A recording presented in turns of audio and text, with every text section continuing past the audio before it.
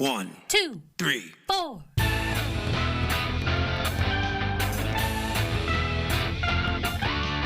Monster movie. Fun time, go! Monster movie. Fun time, go. Monster. Movie. Fun time. Go! Monster movie. Fun time, go. With Precious D and Honeybee. Fun time, go! When you need mealtime inspiration, it's worth shopping Kroger, where you'll find over 30,000 mouth-watering choices that excite your inner foodie. And no matter what tasty choice you make, you'll enjoy our everyday low prices, plus extra ways to save, like digital coupons worth over $600 each week. You can also save up to $1 off per gallon at the pump with fuel points. More savings and more inspiring flavors make shopping Kroger worth it every time. Kroger, fresh for everyone. Fuel restrictions apply. Ladies and gentlemen, boys and girls, friends and neighbors, welcome to Monster Movie Fun Time Go. 31 Days of Horror. Oops, All Werewolves Edition. Day 10. I am one of your hosts, Precious D. And I'm the other one of your hosts, Honey Bee. As we do every October, we are on a 31-day marathon of horror movies, and this year we picked a theme, which is werewolves. Yeah. So let us know how that's going. Do you like the theme? Yeah, please send us a message. Go to mmftg.com to send us a message. We're looking at Red Riding Hood. No little, just Red Riding Hood, because she's not that little. From 2011. It's in color. It's 100 minutes. Budget $42 million, box office $97.8 million. Not too shabby. The cast: Amanda Seyfried as Valerie, with Megan Carpentier as young Valerie. Virginia Madsen as Suzette. Billy Burke as Cesare. Julie Christie as grandmother. Shiloh Fernandez as Peter, and DJ Greenberg as young Peter. Max Irons as Henry Laser. Gary fucking Oldman as Father Solomon. Michael Shanks as Adrian Lazar. Christine Willis as Madame Lazar. Adrian Holmes as the Captain. Michael Hogan as the Reeve. Lucas Haas as Father August. Alexandria Malott as Lucy. Shauna Kane as Roxanne, Casey Roll as Prudence, Carmen Lavigne as Rose, Jennifer Haley as Marguerite, and Archie Rice as the voice of the wolf. Honeybee, what did you think of Red Riding Hood? When I was looking this movie up, I saw that someone had commented that this movie was like a worse Twilight. And I've never seen Twilight, so I don't know. I can't compare. Yeah. I've never seen it, never read the books. But I did enjoy this movie. I liked it. I think if I would have seen it in 2011, I would have loved it. And I liked it now. So I also love the actress in this movie. I really love her. Have you seen her in other stuff? Yeah. I've seen her in quite a bit of other stuff. This was right in the middle of her being really big. She hasn't done much lately, but she is in the Mamma Mia movies. Oh, I forgot about that. Yeah, she was in Ted 2, which was probably the most recent thing that I saw her in. I mean, she's still working. She's in something called Seven Veils that's in post-production right now. Oh, she was Daphne in Scoob. The voice of Daphne. She was in Mean Girls. Yep. A Million Ways to Die in the West. Yeah. So Jennifer's Body, I think, was she was in the first Mamma Mia before that. So that was pretty big. Yeah, and Mean Girls was pretty big. Jennifer's Body was maybe her first horror thing. So I think that might have led to this. I don't know what A Bag of Hammers is. Anyway, I've always enjoyed her work. I'm glad to see that she is still working. Virginia Madsen, she's been around. Seen her in a lot of stuff over the years. Julie Christie, that name's familiar, but I can't think of what I've seen her in, but she was the grandmother. She was in a lot of hot. stuff. Looks like in the 60s and the 70s. It looks like. Oh, she was so hot. Heaven Can Wait, Shampoo, the grandmother. Yeah. Okay. Gary Oldman, always great to see Gary Oldman. He always does playing a huge fat dick. Yeah. But at least recognizable. Sometimes he's in some kind of extreme makeup and you can't tell that it's him.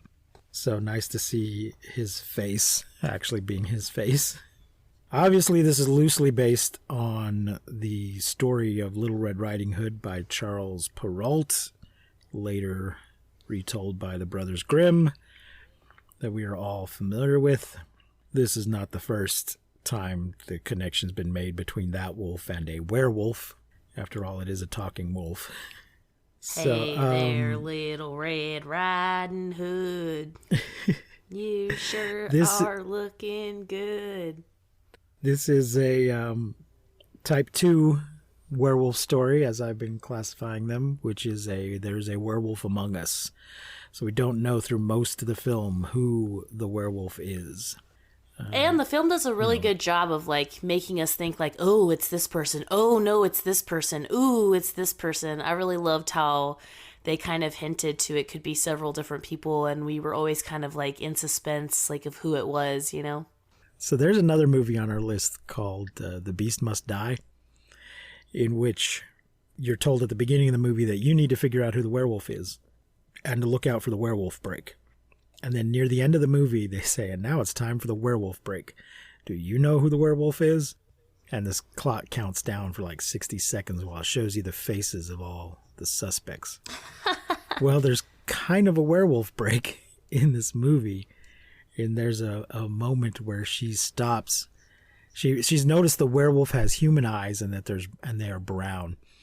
And there's a moment where she kind of goes through all the pictures in her head of all the people she knows with brown eyes who could be the werewolf, and they kind of goes through all the suspects for us.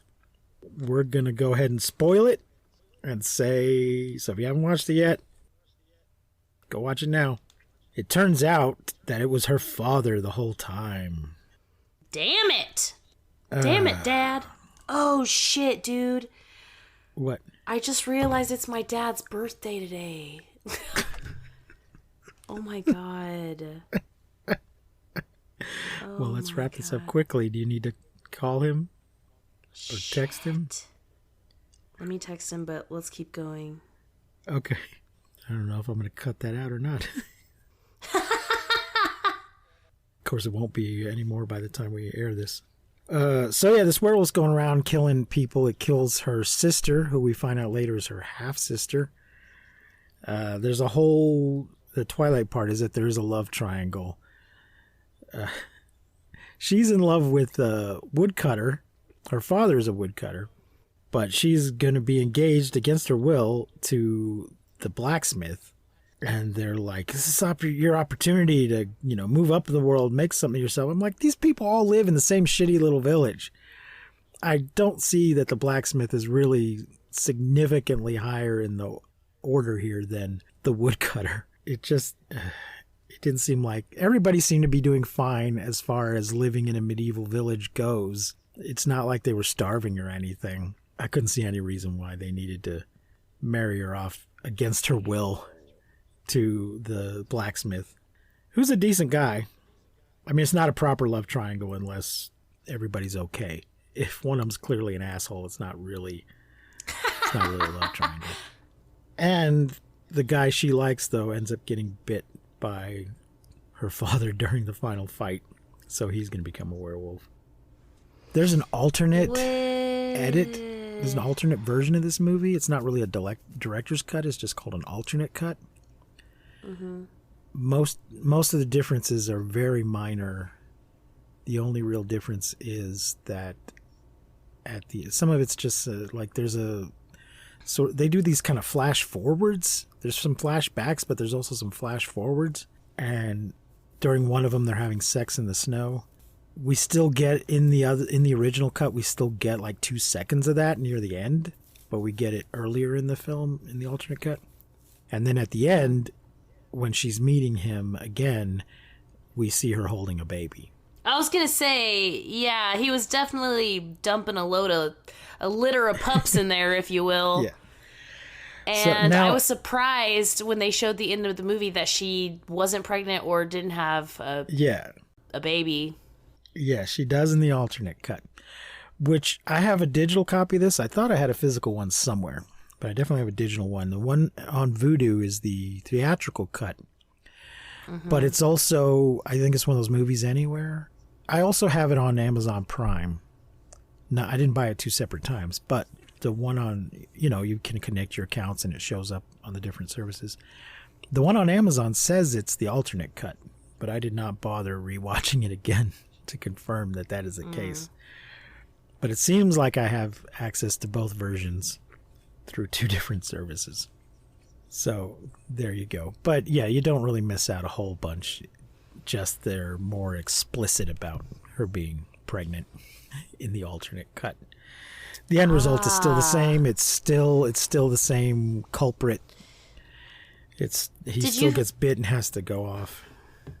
Did you feel like, the thing is, this is what I didn't get, okay, is like, I know the whole movie, it's like, oh, Peter, I love you, I don't want to marry Harry or Henry or whatever, but then it's like, when she's on her way to Grandma's house and she thinks that Peter's the wolf, she straight shanks his ass, but then when she knows he's the wolf, she can't fucking kill him now? Right. Like, so you're gonna let him go and kill more people, which you had a problem with the whole fucking movie, and now you're like, oh, well, I love him, so I guess I'm just gonna let him go kill people and be the wolf, and when he comes back, I'm just gonna be like, yay, it's you, and not marry Henry or Harry or whatever the fuck his name is, who's a good guy, who has been good to you the whole movie. Like, I was kind of like, come on, man. I still liked it. Throughout the movie, the wolf wants her to come with him. Talks to her telepathically, and I guess this is because it's her father, and it turns out that her sister is only her half-sister. I don't know if they tell us the father is unaware, but I have to wonder if with his wolf senses, if he didn't know something was up. He did know because he tried to talk to her, and then she couldn't understand what he was saying, and if he was of her bloodline, then she would be able to communicate with him. That's why he killed her. I see. He figured it out at that moment. I guess I kind of missed that.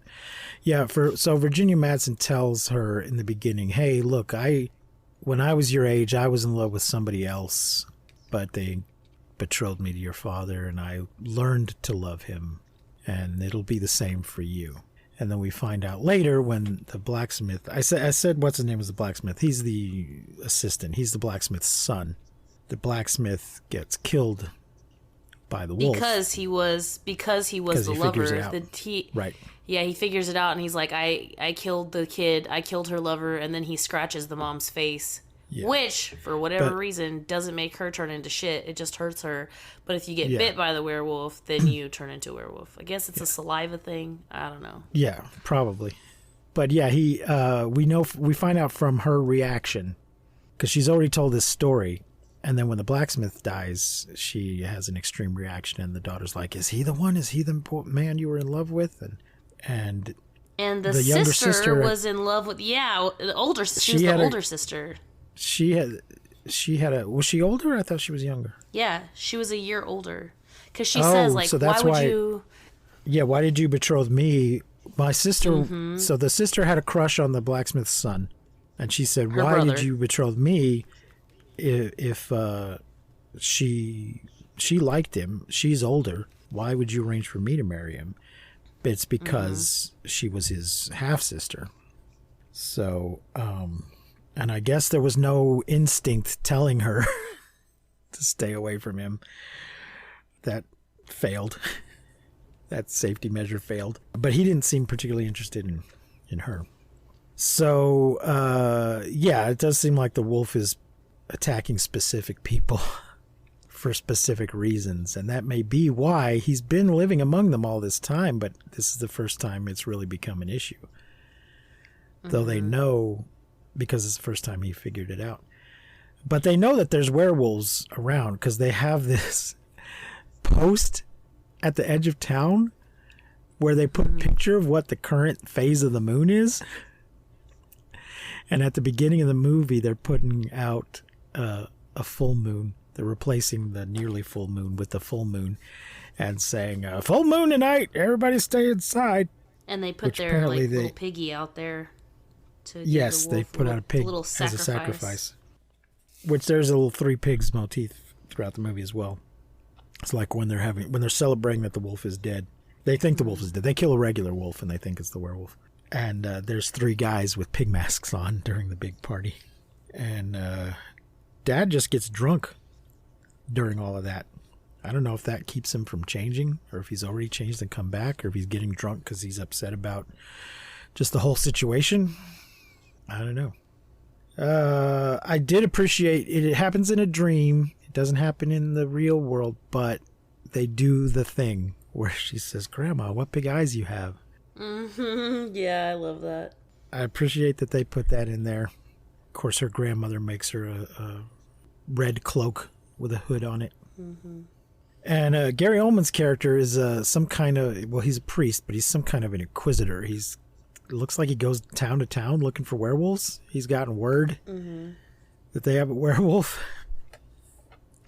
So he comes to town with his torture devices and his silver sword and just sort of takes over as if he has the authority to do this. And they don't really question him. Nobody says, hey, this is our town, fuck off. They push back a little bit because they're like, we already killed the wolf. And he's like, you dum-dums. The werewolf turns back into a human when you kill it. And that is clearly just a regular gray wolf. It's still a wolf head. He has this, do they actually mention it? Or do they just show us? He's got this weird thing with these two fingernails that are sharpened and have been dipped in silver. Yeah, he gives us a little rundown of that it's for killing werewolves. Gives us that. Okay, I remember him telling a story about his wife being killed by a werewolf. He's brought his two daughters along with him, which seems like a bad idea. So he's a priest, but I guess he didn't become a priest till after his wife got killed by a werewolf. And then he entered the special order of werewolf killing priests, I guess. I don't know. But yeah, he's got these sharpened fingernails that are silver, which Red Riding Hood, Valerie, is that her name? Uses to kill her father at the end.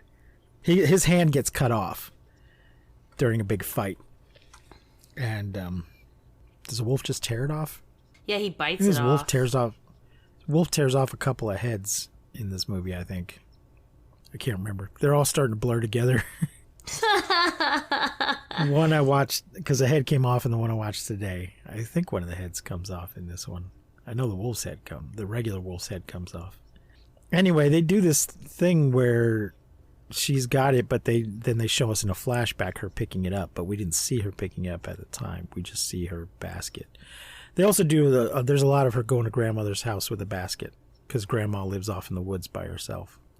And then I think when it's all over, she goes to live, she doesn't want to live in town anymore, so she goes to live in that house out in the woods. Mm-hmm. Where every now and then her werewolf lover comes by, I guess. I wonder if they do it doggy style. Oh, curse you.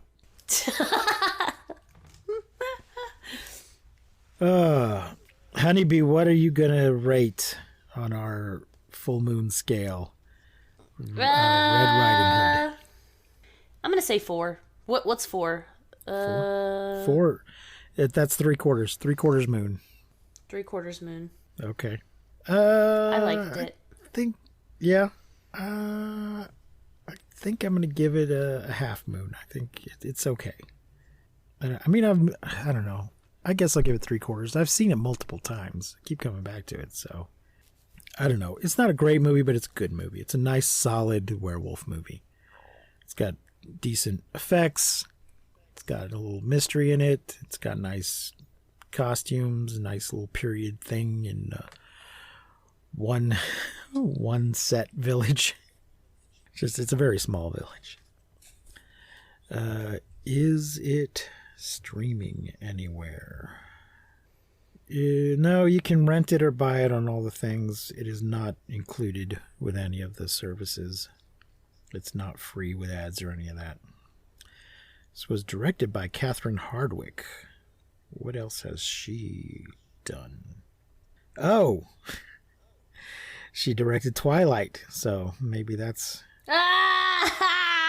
It doesn't look like she directed all of them. That might be why people are comparing it to Twilight, and it's probably why they hired her. Doesn't... Oh my god, she directed Mafia Mama recently. I'm double checking here. I don't think she directed all the Twilights. I think she just did the first one. Yeah, just the first one. So there you go. All right, so yeah, we recommend it. Yeah. Give it a chance. Give it a shot. That'll do it for tonight, I think. Be back here tomorrow for another in our 31 Days of Horror. Whoops, All Werewolves edition. Until then, I have been Precious D. And I've been Honey Bee. Remember to keep calm and take shelter in basements. And please, don't misuse science. You might turn into a werewolf. Yes, we won't see you, but you will hear us next time on Monster Movie Fun Time Go. Bye. You've been listening to Monster Movie Fun Time Go. If you enjoyed the show, please rate and review us on your podcasting platform of choice. Our theme song is by the Texacato Folk Rock Punk featuring Lita Lopez. You can support the show, find links to our social media, and even leave us a voice message at anchor.fm/mmftg.